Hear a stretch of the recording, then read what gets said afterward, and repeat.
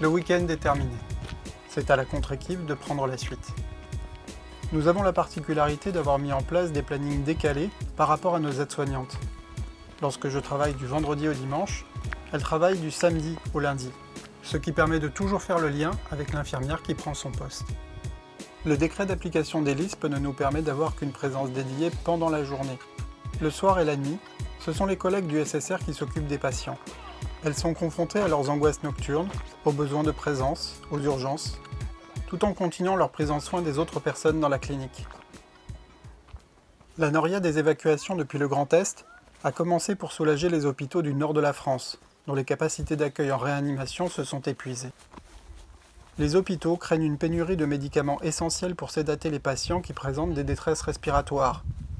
On voit ça et là fleurir sur les réseaux sociaux des raccourcis sur l'utilisation du midazolam, depuis que le décret du 28 mars autorise son remplacement possible par le clonazepam, plus connu sous le nom de Rivotril.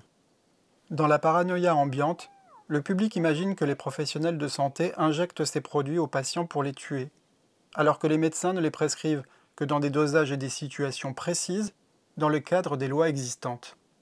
Une fois de plus se télescopent et se confondent pour le grand public la gestion des urgences vitales, les soins palliatifs et l'euthanasie. J'appelle Vanessa.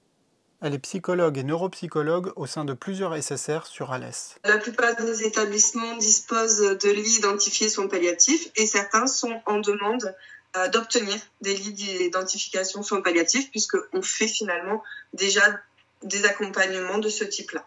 Pour quelle raison est-ce que tu as fait ce diplôme universitaire à Montpellier ? Alors, ça a été déjà un choix personnel parce qu'effectivement, depuis 8 ans que j'exerce, je suis souvent auprès des patients qui ont des maladies létales, qui sont en statut palliatif, pas forcément avec un décès proche, mais en tout cas qui se posent des questions, qui ont besoin d'un soutien. Et c'est vrai que voilà, je pensais manquer de connaissances et aussi de ce travail en pluridisciplinarité dans mon propre voie. Après, c'était aussi un désir de mes établissements que je puisse m'y former, puisqu'il y a toutes ces démarches qui sont en cours pour obtenir des lits, pour continuer à agrandir les lits d'accueil que l'on a déjà sur certains établissements. Qu'est-ce que t'as apporté finalement ce diplôme universitaire de soins palliatifs et d'accompagnement ? De très belles rencontres professionnelles, mais pas que d'humain à humain, mais de métier à métier. C'est vrai que en tant que psychologue, on est parfois très éloigné du soin auprès du patient tel qu'un infirmier peut l'entendre, tant qu'un médecin peut l'entendre. Et d'avoir fait cette formation, ça a permis de raccrocher et de se rendre réellement compte de quelque chose que j'étais déjà convaincue, c'est qu'on a tous chacun un morceau du puzzle et on est tous là pour faire le puzzle ensemble. Qu'est-ce que ça a apporté à ton entourage professionnel, le fait que tu aies eu ces apports ? Ça a permis déjà de prendre conscience que chacun a sa pièce de puzzle et donc que toutes les idées, elles ne doivent pas émaner que du médecin ou de l'infirmier, mais peuvent émaner aussi de l'aide-soignant, de l'ergothérapeute, de la kiné, de la psychologue, etc. En tout cas, de chaque corps de métier et pouvoir réfléchir ensemble à remettre réellement le patient au cœur du soin. Et qu'est-ce qu'on a envie de lui apporter dans ce moment d'intimité qui peut être un moment final aussi, et comment on va l'accompagner lui, comment on va accompagner sa famille. Il y a des petites pistes, il y a eu des petites idées qui nous ont été données comme ça, ou dans nos échanges entre nous dans la formation, et qui sont finalement très précieux. Là, aujourd'hui, est-ce que tu es encore en activité ou pas du tout ? Alors non, là je suis plus en activité depuis 3 semaines, alors à cause du virus, mais surtout parce que je suis enceinte et donc les médecins avec qui je travaille ont préféré que je reste sagement à la maison. Donc ce qui a été mis en place, c'est que vraiment pour certains patients que j'avais déjà suivis auparavant, en situation palliative ou non, on a pu faire quelques visioconférences pour garder le contact, pour qu'ils aient encore une écoute et un temps psychologique. Il y a toujours ce paradoxe du soignant qui à la fois a envie d'aller travailler et puis en même temps ça veut dire qu'il va laisser sa famille dans les conditions qu'on connaît aujourd'hui. Et puis aussi, toi tu le vis à l'inverse d'être chez toi finalement pendant que tes collègues travaillent et c'est tes patients que tu laisses. On est toujours dans cette équation un peu complexe à gérer entre le personnel et le professionnel.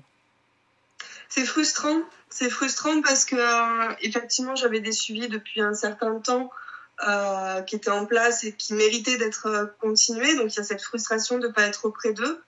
Il y a cette méthode alternative d'avoir quelques visioconférences, mais voilà, c'est peut-être pas la méthode idéale non plus, c'est compliqué et pour les établissements de l'organiser et pour les patients selon leur âge, voilà, c'est pas toujours évident. Donc je dirais qu'il y a beaucoup de frustration et il y a aussi cette j'ai pas le mot, mais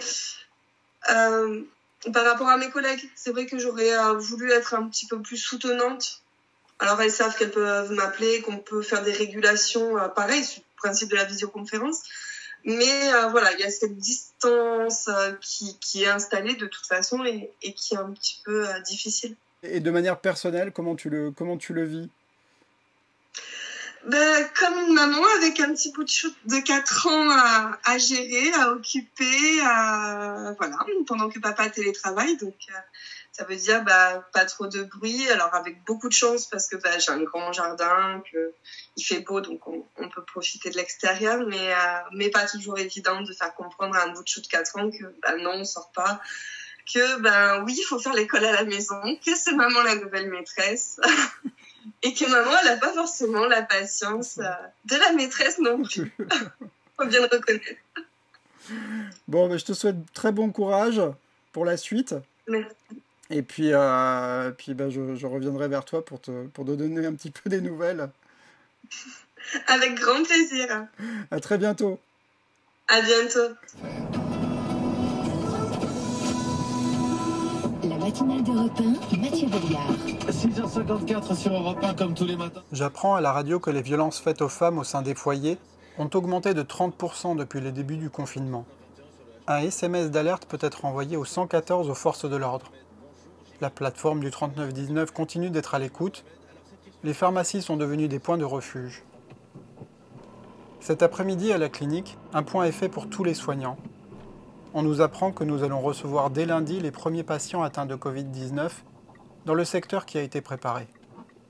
Dès le 13 mars, nous avions été prévenus que nous pourrions servir de lit d'aval au CHU de Montpellier dans le cadre du plan blanc et du partenariat public-privé mis en place par l'ARS Occitanie.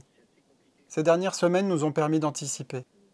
Une infirmerie a été déplacée, des vestiaires dédiés vont être aménagés, un circuit spécifique du traitement du linge et des repas va être mis en place. Une fois de plus, nous bénéficions de l'expérience de ceux qui n'ont pas eu d'autre choix que faire face.